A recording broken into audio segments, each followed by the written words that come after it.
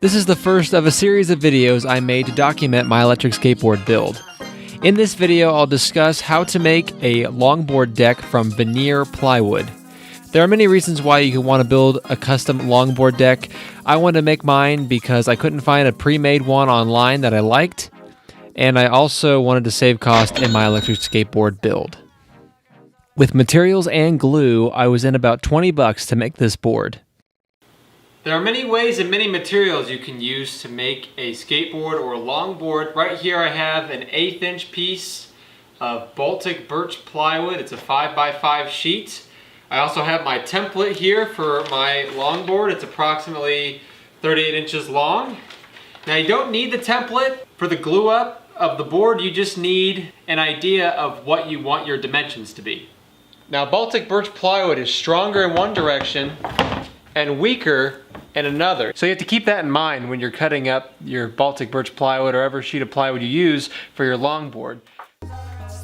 After marking out my pieces, I was ready to cut. I decided to use my table saw, but any saw like a jigsaw or a circular saw would also work too, and is probably a hell of a lot safer. Now a board bought off the shelf has a deck that is typically 16 ply, which means there's 16 layers within that board. Most DIY boards or kit boards, in which you can buy kits from woodcraft stores or order them online, are anywhere between 8 layers all the way up to 12. Making mine out of plywood, I have an 1/8 inch piece which has a thick core layer with a thinner top and bottom veneer, so there's some orientation to the plywood. Typical materials include maple, birch, and if you're lucky and you can get your hands on it, bamboo. Boards are typically 1/2 inch thick, and I decided to cut 2 pieces in the direction of the grain, 2 against it, so that way I'd have some flex, that way I wouldn't feel every rock and pothole that I hit, but also I would be firm enough to hold the electronics for my electric skateboard.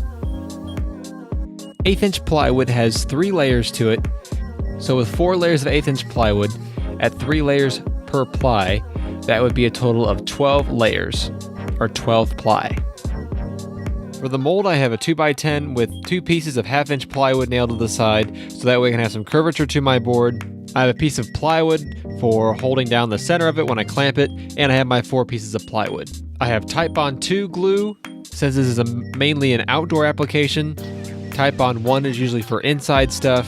Type Bond 3 is, you can use it, but it's not necessary. Glue is stronger than wood no matter what.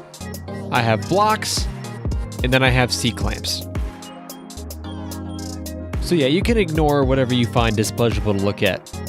So I laid out each piece, and then I spread the glue evenly with an old credit card, and then I obviously set each piece on top of the other. Then the race was on from here to get the blocks and all of the clamps set up, which sadly was a complete failure. The issue I'm having is that this board wasn't long enough, and so I was trying to accommodate that.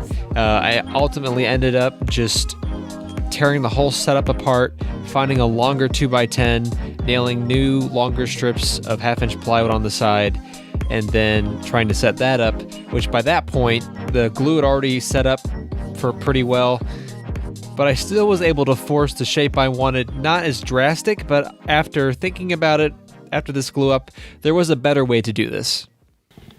Now one of the reasons that the glue up was so hard is that it was hard to hold the clamps and get everything in position while I was doing the glue up. What I should have done was taken an ordinary 2x4, and instead, if you can really see this picture, it's quite complicated. I should have just taken a 2x4, put it up and down, cut it on the bandsaw or jigsaw or whatever, the shape, the curvature that I wanted, and then use the top and bottom pieces as my blocks for the clamps. That way it would have been so much easier, and I would have gotten the curvature that I wanted, and it would have come out a little bit better, even though I am very satisfied with the way it came out. So if I ever make any more boards or I mass produce them, I will definitely do them this way. Commercial skateboards are made with a hydraulic metal press, and they do like 10 boards at a time, and once it's forced in, it's done. There's no having to hold it up in the clamps. But this method worked. Now on to the rest of the skateboard. Next step is to put all that junk away and cut out said skateboard.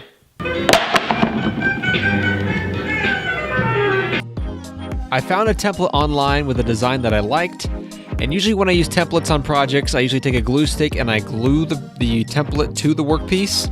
But since I modified this template after printing it out, I want to keep it.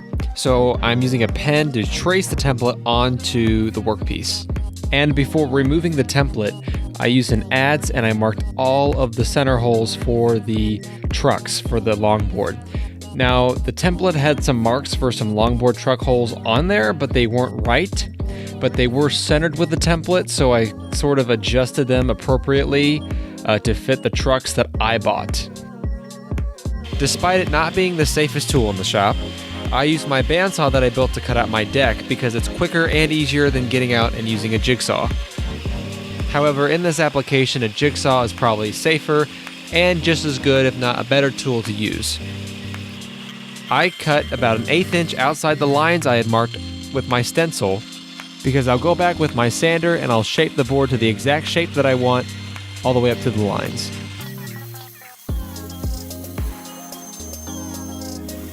I am very blessed to have an oscillating drum sander to smooth out all my edges. If you don't have one, you can sit there with sandpaper or a file. It'll take you a little bit longer, but those are equally just as good of a route instead of doing it like this.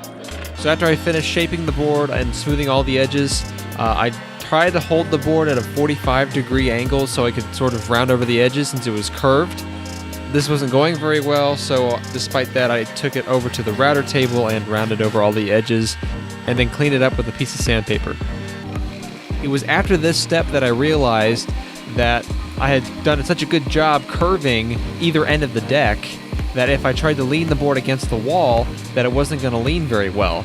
So I took the deck over to the belt sander and I held it up straight up against it, so that way I could cut like a flat edge, so that way when I leaned up the deck against the wall, it would stay. It was also at this step that I realized that I wish I had left more room between the back of the trucks and the end of the deck. That way I would have more of a kicktail, so that way I didn't have to bend over to pick up the board. There is still like slightly enough kicktail, that way I can press down the board to pick it up. But I just wish there was a little bit more, so keep that in mind when you're designing your longboard deck. But after flattening the ends, the next thing I did was take the deck over to the drill press and I drilled those holes for the truck screws that I had marked out earlier when I still had the template on there. Now, because these are machine screws that are going to be tightened on with bolts, you want to go for a slightly larger hole than what the size of your bolts are. I usually try to get pretty exact just for rigidity's sake, but if you're a little bit bigger, it doesn't matter. You're just going to tighten it with a bolt anyway. It doesn't have to lock in the wood. Because I have countersink screws, the next thing I did after drilling the holes with the drill press is that I took a countersink bit and countersinked all of the holes I had drilled. It's also important to add that in order to hold the board flat, because it was curved, I used those 2 thin strips of plywood on either end, just in order to make sure that the screw holes would be perpendicular to the board.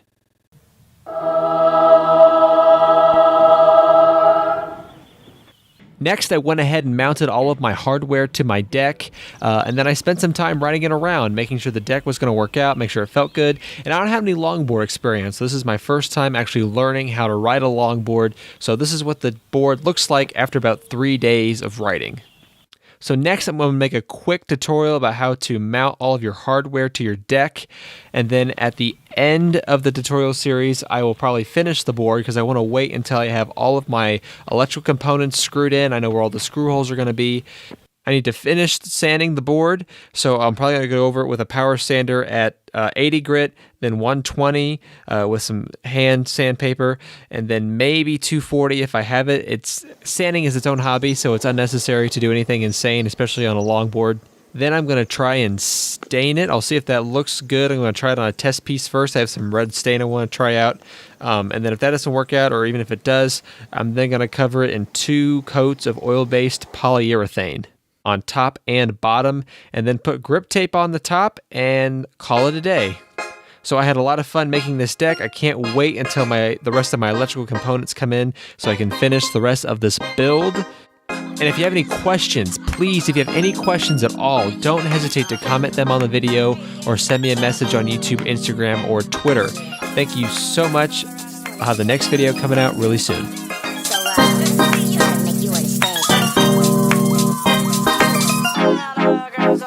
just wanna be your man, girl.